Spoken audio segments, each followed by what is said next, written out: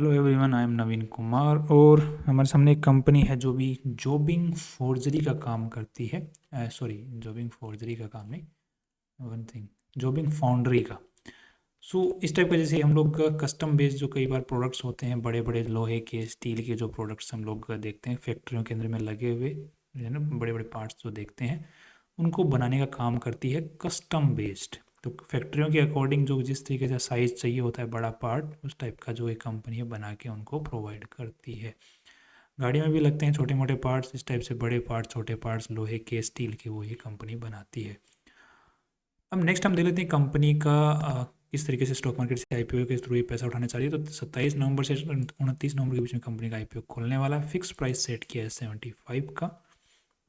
1600 का load size है और आपको यहाँ पे 1,20,000 रुपये की जरूरत पड़ने वाली है एटलीस्ट इस आईपीओ में पैसा लगाने के लिए। कंपनी 38 करोड़ रुपीज़ उठाना चाहिए स्टॉक मार्केट, जिसमें से 31 करोड़ रुपीज़ ही कंपनी के पास में जा रहे हैं। बाकी 7 crore 50 lakh rupees worth of shares company के प्रमोटर्स यहाँ पर बेच रहे हैं। अब यहाँ पे फिक्स प्राइस का आईपीओ है, दैट मीन्स कि 50% शेयर होल्डिंग जो कोटा है वो रिटेलर्स के लिए रखा गया है, and that is here as well. Next हम यहाँ पे देखते हैं कि कंपनी के जो प्रमोटर लोग हैं वो, सॉरी, कंपनी जो आईपीओ लेके आ रही है उसमें क्यों लेके आ रही है, पैसा क्यों चाहिए कंपनी को। तो जब पहला चीज़ उन्होंने बोला है कि हमें जो कैपिटल एक्सपेंडिचर करना है अपनी फैसिलिटी के अंदर में, जिससे कि हम जो मॉडर्नाइजेशन कर रखे हैं, थोड़ा सा अपग्रेड कर पाएँ अपनी फैक्ट्री को। काफ़ी पुरानी टाइप की तरीके से ही कंपनी में हम लोग काम करते हैं, पुराने प्रोसीजर्स के थ्रू थोड़ा मॉडर्नाइजेशन हम लोग लेके आ सकें, उसके लिए हमें पैसों की ज़रूरत है। बेसिक रीज़न इन्होंने यही बताया है जिसके लिए ये पैसा उठा रहे हैं। थोड़ा सा हम आरएचपी को भी नज़र डाल के देख लेते हैं एक बार, उसमें क्या डिटेल्स दी हुई हैं यहाँ पर। तो यहाँ पर जो मेन ओएफएस जो आ रहा है वो मेन प्रमोटर है सुभाष चंद्र अग्रवाल। वो यहाँ पर लगभग 10 लाख शेयर्स बेच रहे हैं। ये काफ़ी काफ़ी तो नहीं बोलूँगा, बट कुछ नेगेटिव न्यूज़ यहाँ पर। एसएमई सेगमेंट के अंदर में छोटी कंपनी होते हुए जब प्रमोटर मेनली अपना स्टेक बेचता है तो ये एक नेगेटिव माना जाता है।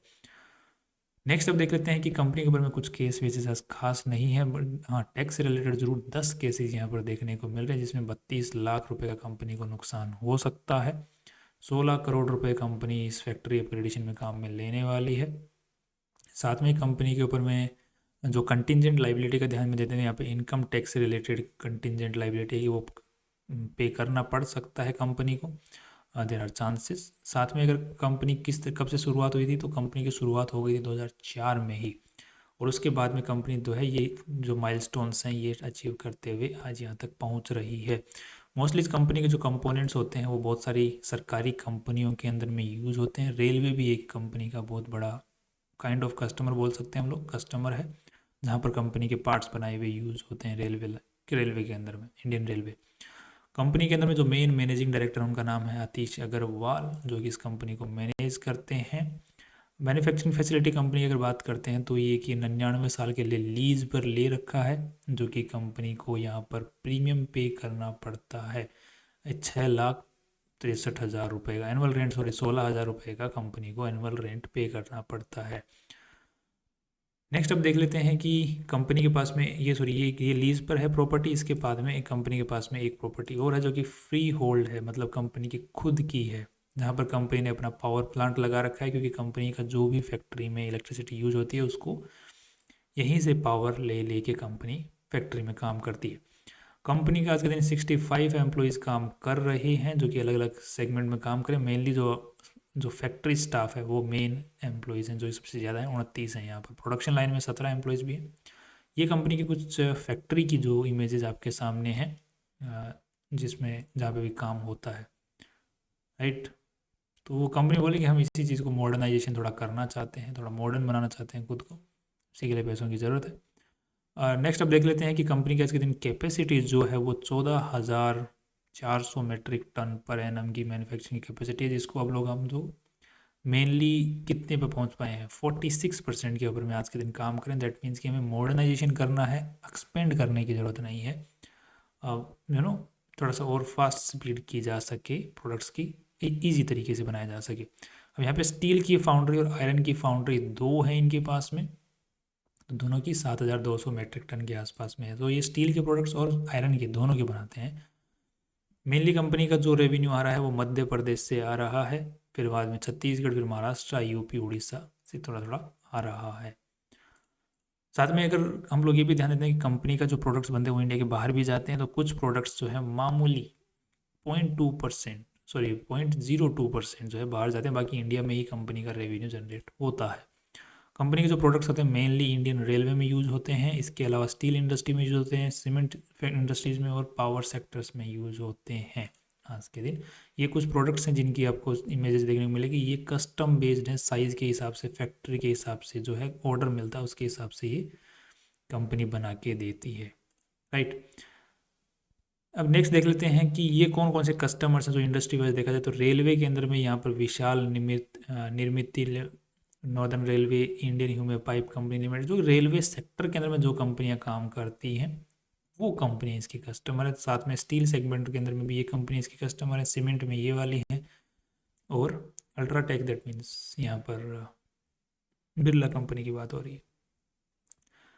अब नेक्स्ट देख लेते हैं एक बार थोड़ा सा कंपनी की जो RHP है उसके अंदर में बैलेंस शीट एक बार नज़र डाल लेते हैं कि किस तरीके से कितना पैसा यहाँ पर लगा हुआ है, किस तरीके से कंपनी रेवेन्यू जनरेट कर रही है। तो यहाँ पर टोटल 51 करोड़ रुपीज़ कंपनी में लगे हुए हैं, जो कि मेनली अगर देखा जाए तो इन्वेस्टर्स का पैसा इसमें कितना लगा हुआ है वो है 21 करोड़। दैट मीन्स कि उसके अलावा जितना ही पैसा लगा हुआ उधारी का पैसा कंपनी में है। तो यहाँ पे हम लोग देख पा रहे हैं पिछले साल के मुकाबले इस साल जो है लॉन्ग टर्म लोन घटा है, बट यहाँ पे डिफर्ड टैक्स लाइबिलिटी जो है वो बढ़ गई है, राइट। इसी के साथ में अगर हम लोग ये देखते हैं कि कंपनी का करंट लाइफ जो लोन है वो भी पिछले साल के मुकाबले घटा है, that is again good. But यहाँ पे जो आउटस्टैंडिंग अमाउंट है वो बढ़ गया, दैट मीन्स कि कंपनी को अपने सप्लायर्स हैं उनको पे करना है, पिछले साल के मुकाबले ज़्यादा अमाउंट यहाँ पर देखने को मिल रहा है। ओवरऑल पैसा जो है 51 करोड़ रुपए कंपनी में लगे हुए हैं। अभी पैसे कहाँ लगे हुए हैं मेनली, तो 18 करोड़ रुपए तो कंपनी की जो फैक्ट्री है उसमें जो सामान पड़ा हुआ है उसमें पूरे में लगे हुए हैं 18 करोड़ रुपए। आज की उसकी वैल्यू है 18 करोड़ की after depreciation and all. Next अब देख लेते हैं कि कंपनी की इन्वेंट्री 22 करोड़ रुपए की इन्वेंट्री पड़ी है, ट्रेड रिसीवेबल 7 करोड़ रुपए के पड़े हैं। तो यहाँ पे कुछ फालतू की चीज़ है नहीं, बिल्कुल सीधी सीधी चीज़ें पड़ी हुई हैं। ये इतने का माल है, सॉरी इतने का माल है, इतने की फैक्ट्री का पैसा आज कितनी वैल्यू पड़ी हुई है, और 7 करोड़ रुपए हमने काम करके दिया है, उसका बकाया बचा हुआ है। नेक्स्ट अब यहाँ पर आज के दिन अगर रेवेन्यूज़ की चेक करते हैं तो रेवेन्यूज़ पिछले 2023 के मुकाबले 2024 के अंदर में घटे हैं, बट जो प्रॉफिट्स हैं वो बढ़ गए हैं। तो यहाँ पर एक थोड़ा सा सवाल खड़ा होता है कि जब IPO ईयर है उसके अंदर में कंपनी के प्रॉफिट्स रेवेन्यू के घटने के साथ में बढ़ कैसे गए, है ना, घट गए। तो रेवेन्यू मेनली जो है ना मार्केट को देखा गया कि रेवेन्यू पे ज़्यादा अच्छा ध्यान दिया जाता है। प्रॉफिट्स क्या होते हैं, नेट प्रॉफिट जो निकलते हैं वो ऊपर नीचे हो सकते हैं किसी भी साल के अंदर में। कई साल क्या होता है कंपनी फैक्ट्री अपग्रेड करती है, ब्याज नया ले लेती है, तो इसकी वजह से डेप्रीशिएशन की वजह से और इंटरेस्ट कॉस्ट की वजह से नेट प्रॉफिट ऊपर नीचे हो सकता है, मतलब घट भी सकता है। बट रेवेन्यू जो सेगमेंट है वो नहीं घटना चाहिए, वो घट रहा है इसका मतलब कंपनी का सेल घट रहा है, राइट। यहाँ पर देखने को मिल रहा है कि कंपनी का जो सेल है पिछले साल के मुकाबले घट रहा है, और 22 के मुकाबले 2023 के अंदर में कुछ ज़्यादा इंक्रीज यहाँ पर देखने को मिला नहीं है, राइट। बट यहाँ पर रेवेन्यू घटते हुए साथ में ही हर साल कंपनी के जो नेट प्रॉफिट्स हैं वो बढ़ते ही जा रहे हैं। तो ये काइंड ऑफ क्वेश्चन खड़ा करता है कि ये कंपनी ऐसा क्या करे भाई, नेट मार्जिन्स कितना ज़्यादा बढ़ा रही है। बट कस्टमाइज जो प्रोडक्ट्स होते हैं उनके अंदर में कंपनी के हाथ में होता है नेट मार्जिन जैसे बढ़ाना। तो कई बार जैसे जैसे माल की रेट बढ़ती है, एक्सपर्टीज़ बढ़ती है, तो उसके हिसाब से कंपनी कस्टमाइज प्रोडक्ट्स के अंदर में ले भी सकती है पैसे। बट यहाँ पर अगर हम लोग एक चीज़ देखते हैं तो कंपनी का जो cost of raw material consumption है वो घटा है यहाँ पर, जिसकी वजह से कंपनी के नेट प्रॉफिट्स जो हैं वो बढ़े हैं, राइट। इसी तरीके से अगर हम लोग इस साल देखते हैं तो यहाँ पर लगभग 6 महीने का डेटा हमारे पास में 15 अक्टूबर तक का, ये 30 सितंबर और 15 अक्टूबर में 15 दिन का फर्क है, तो हम 6 महीने का मान के चल रहे हैं। तो 6 महीने के अंदर में यहाँ पे जो है नेट प्रॉफिट कंपनी ने, सॉरी ये डेटा नेट प्रॉफिट है, ये ग्रोस प्रॉफिट बिफोर टैक्स है, राइट, ये नेट प्रॉफिट है। तो यहाँ पे 1,40,00,000 यहाँ पर 3,78,00,000 और 3,61,61,00,000 रुपए कंपनी ने 6 महीने में कमा लिए। इस हिसाब से तो कंपनी की प्रोडक्शन लाइन बहुत अच्छी चलनी चाहिए फ्यूचर के अंदर में। तो इसको ध्यान में देते हुए हम एक बार थोड़ा सा कंपेरिजन भी करके चलेंगे। तो कैश फ्लो का एक बार देख लेते हैं कि कैश फ्लो भी क्या अच्छा कुछ बुरा बोल रहा है। तो cash flow is saying very good, showing very good image here. यहाँ पर इस चीज़ को तो हम कैश फ्लो को नहीं देख रहे क्योंकि यहाँ पर नेगेटिव है, यहाँ पे पॉजिटिव हो गया क्योंकि पेमेंट किया, यहाँ पे पेमेंट वापस आ गया, तो इसको तो कोई बड़ी बात नहीं है। यहाँ से अगर हम लोग देखते हैं तो ये पॉजिटिव सेंस के अंदर में कैश फ्लो पॉजिटिव है, राइट। यहाँ पे ब्याज गया है, यहाँ पर ब्याज गया है और यहाँ पर डेप्रिसिएशन चार्ज है। उसके बावजूद कंपनी का अगर हम लोग देखते हैं उसको माइनस भी कर देते हैं, उसके बावजूद भी कैश फ्लो पॉजिटिव है, and that too in the positive sense positive है। यहाँ पर भी हम लोग देखते हैं तो ये भी पॉजिटिव सेंस के अंदर में पॉजिटिव है। No that's again good. अब एक बार देख लेते हैं कंपनी को कंपेयर करके। हमने रेवेन्यू चेक कर लिया, हमने बैलेंस शीट चेक कर लिया, हमने कैश फ्लो चेक कर लिया, कोई दिक्कत अभी तक खास नज़र आई नहीं है। बट ये है कि इस साल जो है कंपनी के पिछले साल और इस साल जो है रेवेन्यू घटने के मुकाबले फिर भी नेट प्रॉफिट्स कैसे बढ़ गए, तो वहाँ पर एक थोड़ा सा सवाल है कि कंपनी इस टाइप का जो इस प्रॉफिट को है फ्यूचर में भी क्या मेंटेन रख पाएगी, वो एक बड़ा सवाल है। अभी तो कर लिया, फ्यूचर में क्या पता मेंटेन कर पाए ना कर पाए, बिकॉज ये कस्टमाइज्ड प्रोडक्ट्स होते हैं, ये एक ऑर्डर के साथ में मिलते हैं, कल को ऑर्डर नहीं आए, किसी और फैक्ट्री के पास में ऑर्डर चले जाएँ, वो डिपेंड करता है कि कई कल को अगर ये ज़्यादा चार्ज करने लग गई है तो कल को जो कस्टमर होता है वो कहीं और से काम करवा लेगा, ज़रूरी है यहीं से करवाएगा। तो इनको भी क्या है, थोड़ा मार्जिन्स को देख के चलना पड़ता है। तो आई थिंक जिस तरीके से नेट प्रॉफिट बने या अपने मार्जिन्स को ज़्यादा ही लेके चल रहे हैं, तो कल को कस्टमर जो है दूसरी जगह जा सकता है, देर आर चांसेस। बट अभी तक तो कोई दिक्कत खास नज़र आई नहीं है। अब प्रॉफिट्स को एक बार देख लेते हैं। यहाँ पर पिछले साल के मुकाबले हम लोग चेक करेंगे, इस साल के हिसाब से नहीं चेक करेंगे, 6 महीने के वाले के हिसाब से। नेटवर्थ कंपनी का पी रेशियो अगर निकालने की कोशिश करते हैं यहाँ पे 3.78 से, तो 139 करोड़ की वैल्यू लगाइए, डिवाइडेड बाय 3.78, तो 36 का पी रेशियो निकल के आ रहा है, जिसको अगर हम लोग कंपेयर करके देखते हैं भगवती ऑटोकास्ट से, तो इसका है 21 का, इसका है 31 का। बिकॉज इनका भी जो पी रेशियो निकल के आया हुआ है वो भी पिछले साल के हिसाब से ही निकल के आया हुआ है, राइट। इसी के साथ में हमने पिछले साल के साथ में इसका भी रेशियो देख लिया। तो इस ये जो कंपनी आईपीओ लेके आ रही है थोड़ा महंगे की वजह से लेके आ रही है, और यहाँ पर इसने जो अपना वैल्यू लगाया है वो लगाया है 6 महीने के हिसाब से, क्योंकि 6 महीने में हम लोगों ने अगर यहाँ पर कितना प्रॉफिट, 6 महीने में अगर हम लोग 3.5 करोड़ रुपये निकाले हैं, तो अगले 6 महीने में 3.5 और निकालेंगे, तो मीन 7.5 करोड़ रुपये, 7 करोड़ रुपये के हिसाब से हमारा पी रेशियो निकालो। तो ये उस हिसाब से मान के चल रहे हैं। तो उस हिसाब से अगर हम लोग देखते हैं तो यहाँ पर 139 डिवाइड बाई 7 दैट इज़ 19। तो 19 का पी रेशियो अगर हम लोग चेक करते हैं तो यहाँ पर इसके मुकाबले भी अच्छा है, इसके मुकाबले भी अच्छा है। पॉइंट ये है कि इनका ये जो कंपनी की वैल्यू चल रही है पुराने साल के मुकाबले वैल्यू चल रही है पी रेशियो, राइट ना। थोड़ा सा हम देख लेते हैं पी बी रेशियो के हिसाब से।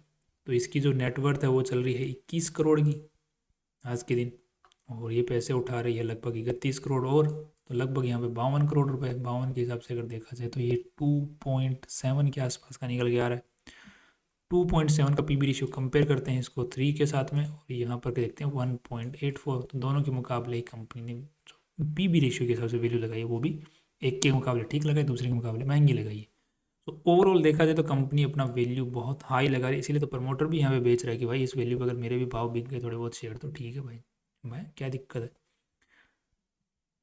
That's all.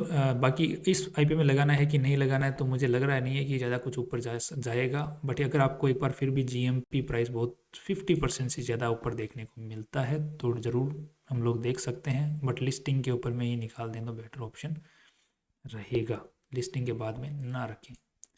That's all from my side. कल फिर मिलते हैं इंपॉर्टेंट वीडियो के साथ में। सी यू टुमारो।